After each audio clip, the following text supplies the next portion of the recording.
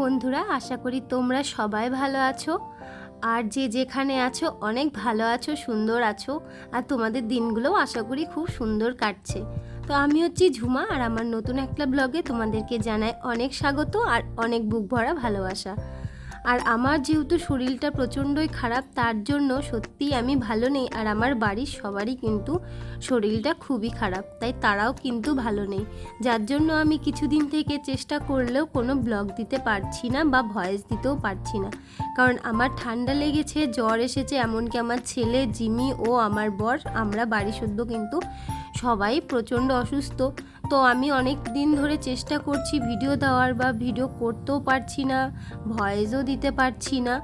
আর কি বলবো, মানে পরিস্থিতি এতটা খারাপ, মানে যার বাড়িতে সবাই অসুস্থ থাকে একমাত্র তারাই বোঝে যে তাদের দিনগুলো ঠিক কেমন কাটছে। তো আশা করি তোমরা ভালো আছো। তো চলো দেখো, সকাল সকাল ঘুম থেকে আমি উঠে গেছি, আর উঠে গিয়ে এই যে বাইরের ওয়েদারটা দেখলে কতটা মেঘলা। এই যে বৃষ্টি, মানে মেঘ বৃষ্টি ধরেছে কিছুদিন থেকে, মানে দুদিন থেকে হলো, মানে বৃষ্টি ছাড়ছেই না, অনবরত ঝরেই যাচ্ছে, বৃষ্টি পড়ে যাচ্ছে। আর এই বৃষ্টি ওয়েদারে সবাই অসুস্থ, বুঝতেই পারছো পরিস্থিতিটা ঠিক কীরকম। তো আমি যখন ঘুম থেকে উঠি তখন আকাশটা মেঘলা ছিল ঠিকই, কিন্তু অতটাও বৃষ্টি পড়ছিল না। তো ঘুম থেকে উঠে বাইরে এই যে একটু ঘোরাঘুরি করে তারপরে চলে আসলাম বাড়ির মধ্যে। আর পাখিগুলোকে ঢাকা ছিল, যেহেতু রাতে বৃষ্টি পড়ছিল, তো সেটাই যে পলিথিন দিয়ে ঢেকে রেখেছিলাম সেটা কিন্তু সরিয়ে নিয়েছি, কারণ ওদেরও তো একটু হাওয়া বাতাসের প্রয়োজন আছে। আর এখন যেহেতু বৃষ্টি পড়ছে না, তাই ঢাকাটা খুলে নিয়েছি।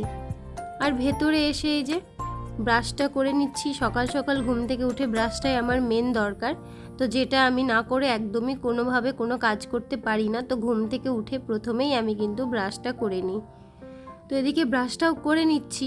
আর সত্যি কথা বলতে কি বলবো তোমাদেরকে, যে আমি ভিডিও দিতে পারছি না, এটার জন্য আমার নিজেকেও প্রচুর পরিমাণে খারাপ মনে হচ্ছে, প্রচণ্ড কষ্ট পাচ্ছি, যার জন্য সত্যিই ভিডিও দিতে পারছি না। তোমরা কিছু মনে করো না প্লিজ, আমার ভিডিওগুলো একটু দেখে নিও। আর কেমন হয়েছে অবশ্যই কিন্তু একটা কমেন্টের মাধ্যমে জানাতে ভুলো না। আর যারা নতুন বন্ধু হয়েছো, তোমাদেরকে আমার এই পরিবারে জানাই অনেক অনেক স্বাগত আর অনেক ভালোবাসা। আর তোমরা যারা এখনও আমার নতুন বন্ধু হওনি, তারা কিন্তু চটপট আমার পরিবারের নতুন বন্ধু হয়ে নিও। তো চলো, এদিকে দেখো আমার ব্রাশ ট্রাশ করা ও মুখটুক মোছা হয়ে গেছে। আর এখন কিন্তু ঘরে গিয়েই প্রথমে আমি মাথাটাও আঁচড়ে নেব, আর আঁচড়ে টাচড়ে তারপরে কিন্তু আমি বাদবাকি বাড়ির কাজগুলো শুরু করব। কারণ এদিকে সবাই ঘুমোচ্ছে, আমি কিন্তু এখনও কোনো কাজ শুরু করিনি, আর ওরা কিন্তু এখনও ওঠেনি।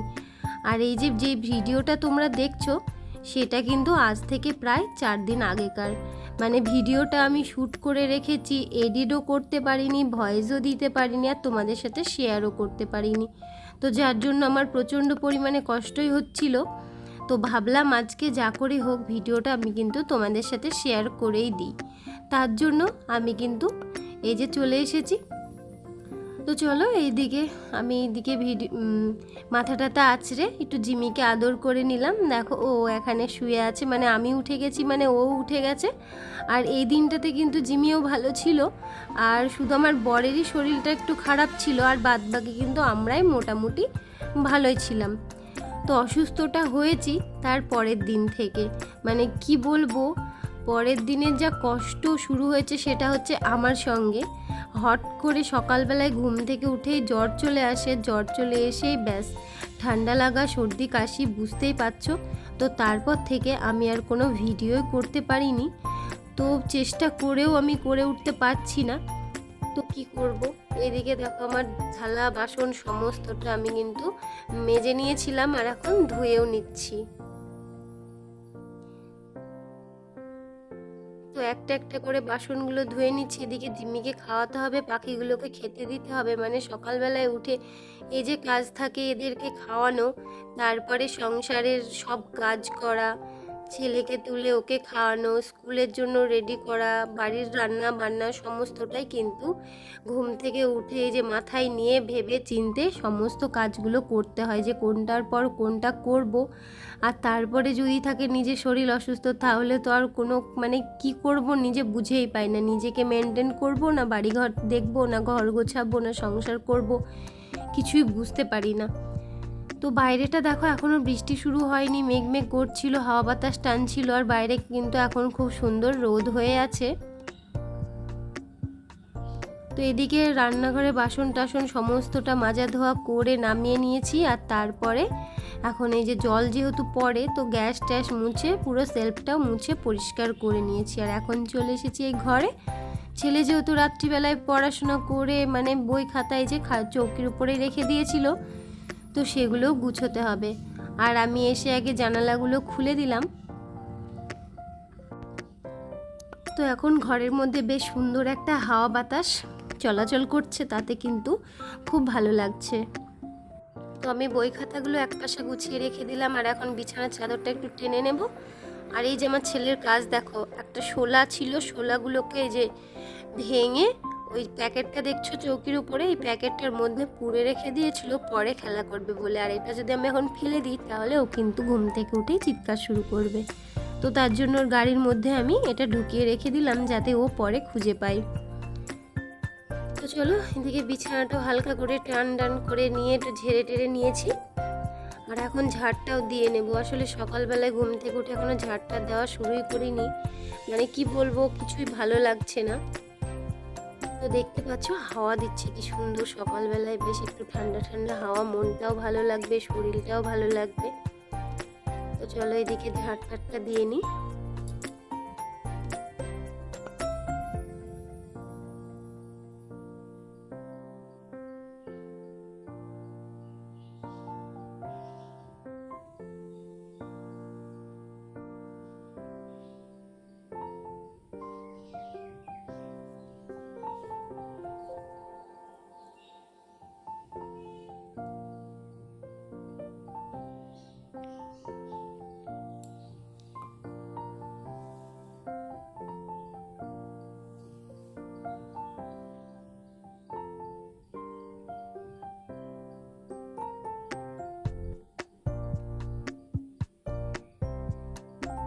এদিকে ঘরের ভেতরটা সমস্তটা ঝাড়টা দিয়ে, ওই ঘরটা ঝাড় দিয়ে, রান্নাঘরটাও পরিষ্কার করে ঝাড় দিয়ে চলে এসেছি এখন এই যে গেটের সামনেটা ঝাড় দেওয়ার জন্য।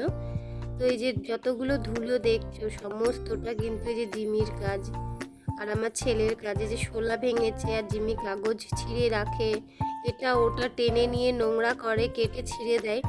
তো ওগুলোই কিন্তু পুরো বাড়ি ঘরে ভর্তি হয়ে থাকে। তো ওগুলোই এখন ঝাড়টা দিয়ে নিচ্ছে। আর যা পোকা হয়েছে কি বলবো, সন্ধ্যা লাগলেই প্রচুর পরিমাণে পোকা আসছে। সেগুলোর জন্য জানো তো ঘরের মধ্যে, বারান্দায়, রান্নাঘরে প্রচুর পরিমাণে প্রবলেম হচ্ছে। এই পোকাগুলো পুরো গায়ে বলো, বিছানায়, বা এমন অবস্থা হচ্ছে তো মাঝে মাঝে খাবারগুলো রাখতেও ভয় হয় যে কোথায় না খাবারের মধ্যে ঢুকে পড়বে। তো এত পরিমাণে বিরক্ত লাগে এই পোকাগুলোর জন্য, মানে কি বলবো বুঝে পাই না। তো চলো এদিকটায় দেখো বাইরেটাও ঝাড়টা দিয়ে নিয়েছি।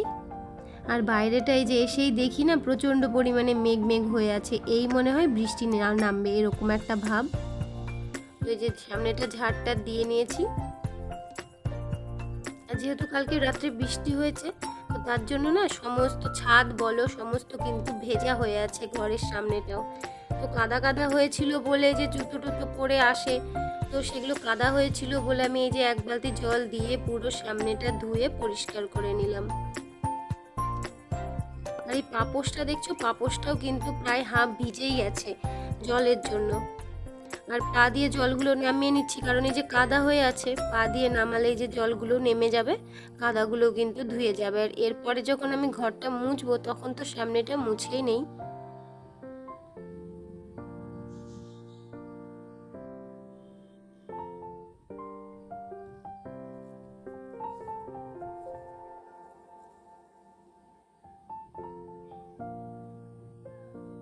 আর তার মধ্যেই দেখো এই যে যেই আমি ঘরে এসেছি কিনা আর অমনি জোরে জোরে বৃষ্টি শুরু হয়ে গেছে, মানে এত পরিমাণে বৃষ্টি কি বলবো, এই পাপোশটা তোলার আর সময়ই পাইনি। তো পাপোশটা ওখানেই থাক, আর এদিকে প্রচণ্ড পরিমাণে বৃষ্টি হচ্ছে, মানে এই যে বৃষ্টি শুরু হয়ে গেল, ঠান্ডা ঠান্ডা ওয়েদার ঠিকই শুরু হবে, কিন্তু এই যে বৃষ্টির জন্য না ঘর বাড়ি সমস্তটা কেমন যেন ভেজা ভেজা হয়ে যায়, কেমন স্যাঁতসেঁতে হয়ে যায়, বিছানা কাঁথাগুলো কেমন একটু হয়ে যায় স্যাঁতসেঁতে, কেমন মানে দুদিন বৃষ্টি হলে, বেশি বৃষ্টি হলে দেখবে কেমন একটু বিছানাগুলো ঠান্ডা ঠান্ডা হয়ে গিয়ে না কেমন একটু গন্ধ গন্ধ করে, যার জন্য একটুও ভালো লাগে না। তবে ওয়েদারটা ঠান্ডা থাকে সেটা কিন্তু খুব ভালো লাগে।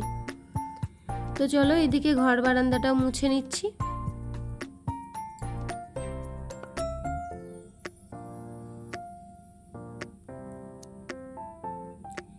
আর তারপরে একেবারে স্নান টান করে বলতে গেলে বৃষ্টির মধ্যেই এই যে কটা ফুল তুলে নিয়ে এসেই পুজোটাও দিয়ে দিয়েছি।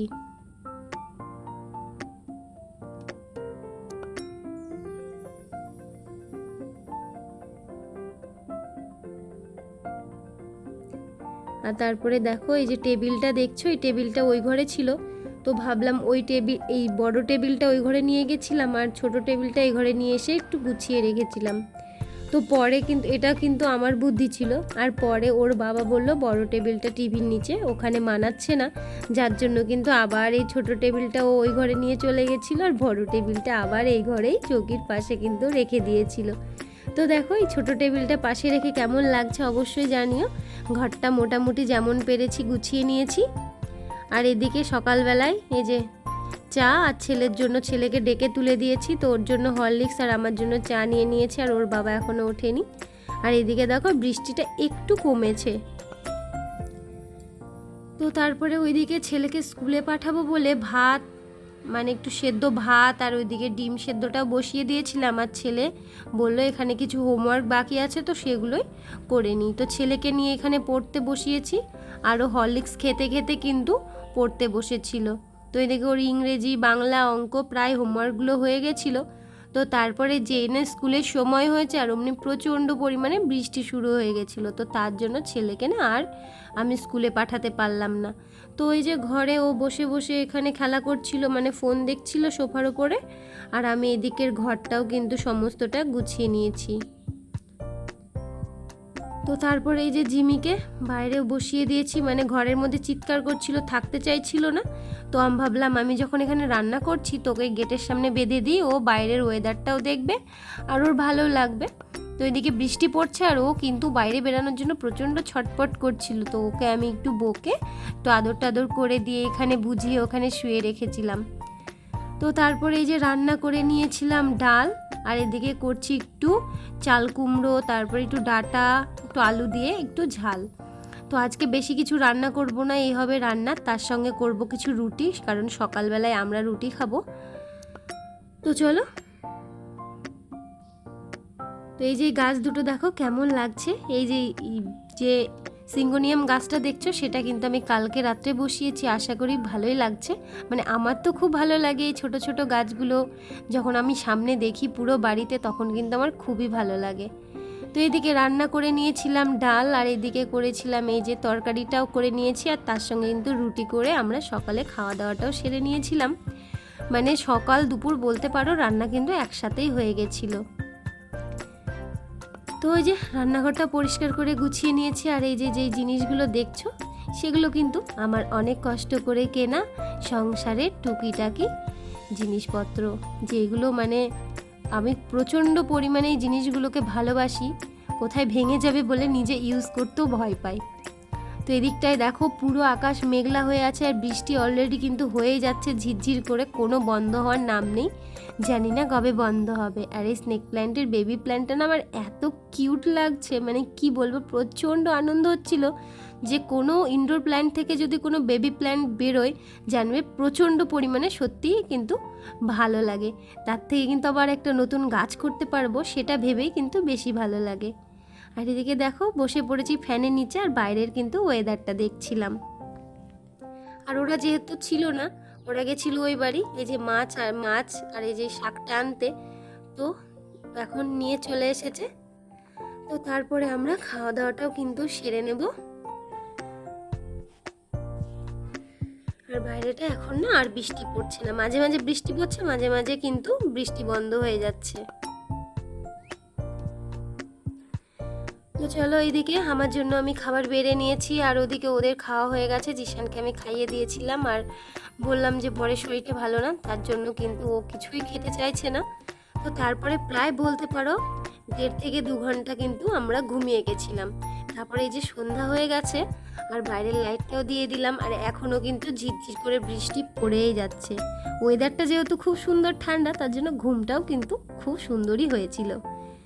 তো এদিকে তারপরে সন্ধ্যা টন্ধা দিয়ে ছেলেকে যেহেতু পড়াতে আসবে, তার জন্য ওর বই খাতা সমস্তটা বিছানার উপরে রেডি করে দিয়েছি। স্যার আসলেই কিন্তু ওকে পড়াতে শুরু করে দেবে। আর যে ভেজা জামা কাপড়গুলো ছিল সেগুলো কিন্তু ঘরের মধ্যে মেলে দিয়েছি, কারণ বাইরে মেলার আমার কোনো জায়গা নেই। তো আজকে দুধ নিয়েছিলাম, তো দুধটা কি বলবো, আমার নিজের দোষেই দুধটা নষ্ট হয়ে গেছে। মানে আনতে একটু লেট হয়ে গেছিলো, দিয়ে গেছিলো সকালে, আনতে লেট হয়ে যাওয়ায় দুধটা কিন্তু কেটে গেছিলো। তো ওই দুধের তো আর আমি ছেলেকে দিতেও পারবো না, চাও করতে পারবো না, তার জন্য ফেলে দিয়ে এই যে এখানে ছেলেকে এখন দিচ্ছি হরলিক্স, আর আমাদের জন্য করে নিচ্ছি একটু লাল চা। আর বরের জন্য একটু আগের দিনের দুধ ছিল, তো সেটা দিয়েই কিন্তু আমি চাটা করে দিয়েছিলাম। আর আগের দিনের ভিডিওতে যারা কমেন্ট করেছো তোমাদেরকে জানাই অনেক অনেক ভালোবাসা, আর আমার নতুন বন্ধুদের অনেক ভালোবাসা আর অনেক ওয়েলকাম।